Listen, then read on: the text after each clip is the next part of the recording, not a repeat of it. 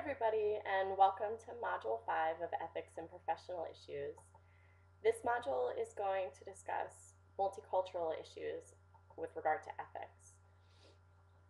It's really only been recently that psychologists have been required to be trained in multicultural issues. Previous to that, it was thought to be okay to get multicultural training sort of informally or as an add-on to other courses. But more recently, as states have been requiring it for licensure, more training programs have integrated it as a specific freestanding course. And you'll be getting a similar course in addition to discussing multicultural issues in courses such as ethics. And the reason that multiculturalism is important with regard to this class is that you risk engaging in questionable or unethical behavior with regard to diverse clients if you're not aware of the possible effects of cultural differences between you and your clients. So to be ethical in your practice, it's important that you not only are aware of the differences that exist in other cultures, but also that you begin to examine your own cultural lens or the cultural biases that you have as you view the world. And we all have them, so it's not to say that that's anything inherently bad necessarily, but just that we have to do the work to examine our own assumptions and values and biases. So that's what this week's material is designed to do. While you'll have an entire multicultural course, as I've said, I'm hoping that this lecture will help you start to examine not only the differences that exist in other cultures, but also begin to take a look at your interactions with clients and how your own cultural lens might be affecting those interactions.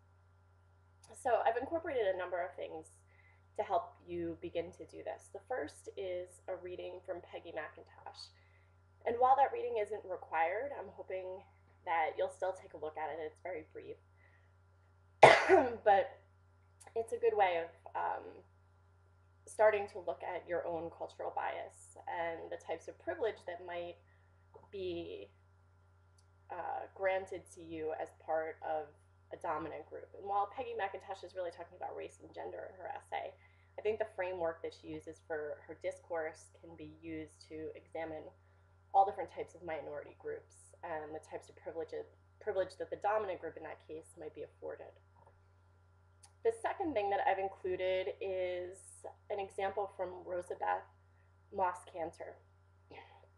And I'm hoping that you'll take a look at that example as well as the questions that follow to help you understand in what cases you are in the minority and what cases you are in the majority group, to help you empathize with how your clients might feel when they fall within the minority group.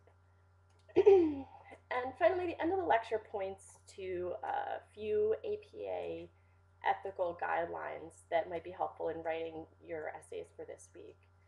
And there are three in particular that I mentioned.